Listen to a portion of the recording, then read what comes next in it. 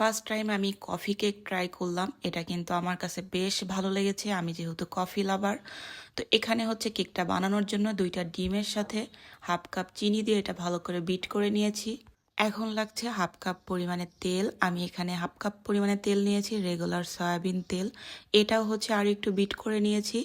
আর এখানে নিয়েছি half cup ময়দা, তার সঙ্গে 2 চা চামচ গুঁড়া দুধ, সামান্য একটু বেকিং পাউডার আর একটু বেকিং সোডা, সামান্য একটু লবণও দিয়েছিলাম। আর লাগছে কফি। তো এখানে প্রায় 1.5 চা চামচ কফি নিয়েছি। তো এটা হচ্ছে এখন আমি ভালো করে মিক্সড করে নিচ্ছি আর একটু চেলে নিচ্ছি আর কি, যে দানা দানা ভাবটা আছে সেটাও কিন্তু ভেঙে নিয়েছি।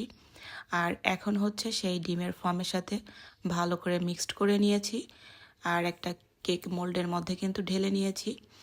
এখানে একটা স্ট্যান্ড বসিয়ে পাতিলটা গরম করে কেক মোল্ডটা কিন্তু দিয়ে দিয়েছি, ঢাকনা লাগিয়ে আমি একদম লো হিটে এটা প্রায় 25 থেকে 30 মিনিট বেক করে নিয়েছি। আর এই তো এর মাঝে কিন্তু আমার কেকটা একদম পারফেক্ট। তো আমি হচ্ছে এখন আনমোল্ড করে নিয়েছি।